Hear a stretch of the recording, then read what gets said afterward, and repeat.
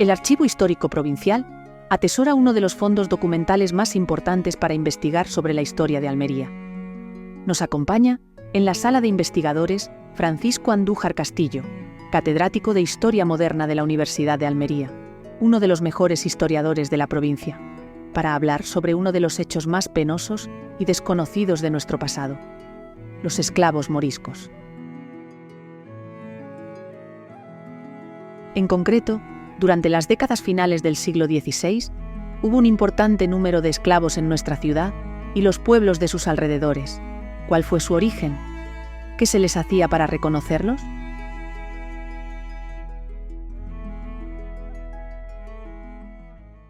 Bueno, a lo largo del siglo XVI había dos tipologías bien diferenciadas de esclavos.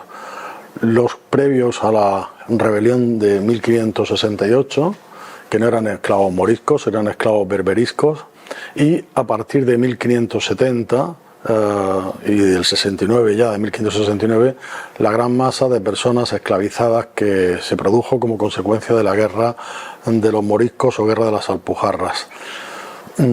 Ahí hubo una masiva captura de mujeres, hombres y niños, con mayoría de mujeres, por supuesto, que fueron apresadas como botín de guerra y que pasaron a ser esclavizadas.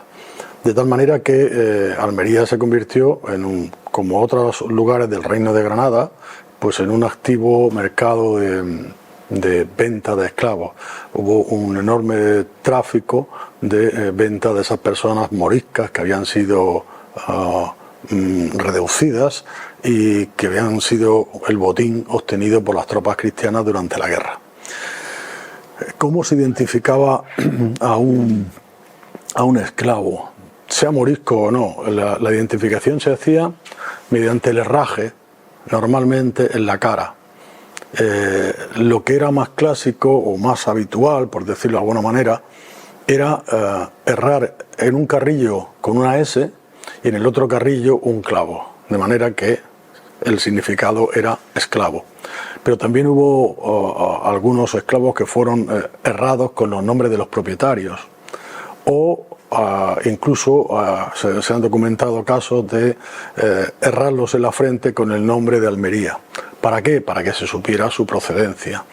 Y bueno, era la forma, había múltiples formas de herraje, pero era un símbolo de propiedad y sobre todo para que cuando escaparan pudieran ser recuperados. ¿Cómo se ha llegado al conocimiento de esos hechos? ¿Cuál ha sido la fuente documental fundamental para ello?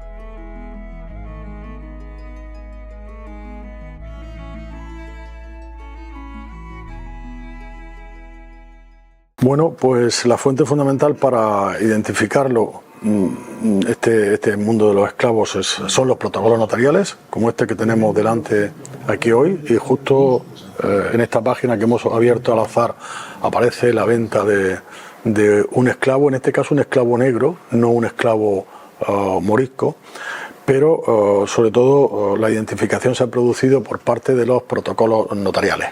Eso no quiere decir que sea la única fuente de conservación de esa historia. También en los fondos estatales, en el Archivo General de Simancas, pues hay también documentación relativa a los esclavos. También en la Chancillería de Granada, porque se abrían procesos judiciales sobre propiedad de esclavos, también existe documentación, pero la base fundamental están los protocolos notariales en donde se realizaban las escrituras de compra-venta y también las escrituras de manumisión, las escrituras de liberación de un esclavo que se producía normalmente cuando una persona hacía testamento.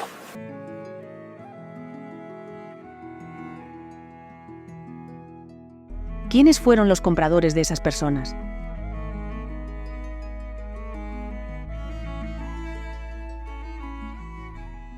Bueno, lo habitual es que era, como es obvio, gente que tenía capacidad económica para las élites locales, los poderosos locales, pero como en otros lugares de la monarquía hispánica, esos poderosos están plenamente identificados, tanto civiles como eclesiásticos.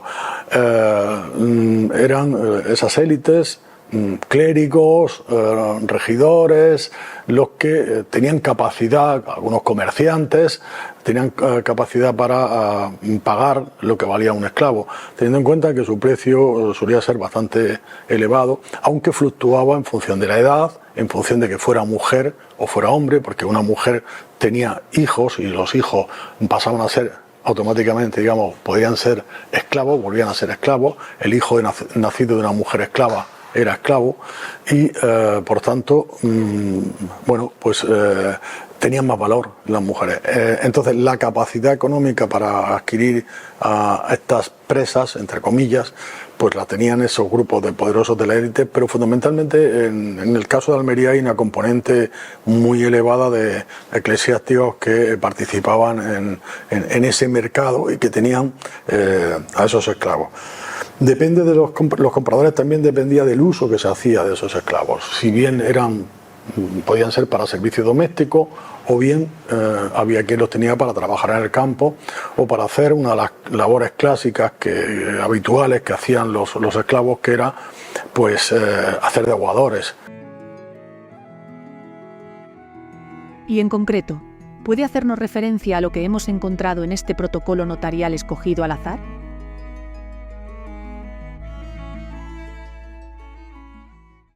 Bueno, hemos pedido en el archivo que nos subieran pues un protocolo correspondiente al año 1584, en donde hemos abierto al azar una página y curiosamente la escritura que ha aparecido es una escritura de la venta de un esclavo por parte de un clérigo de la Catedral de Almería. Digo que es interesante este caso concreto porque no se trata de un morisco, sino se trata de un negro que ha sido adquirido a un patrón, dice la escritura, de un barco que ha llegado a la Rada de Almería, al puerto de Almería, ¿no? Y aquí tenemos, pues, es de un chico de 16 años, de color negro, y que el clérigo está vendiendo a un tercero.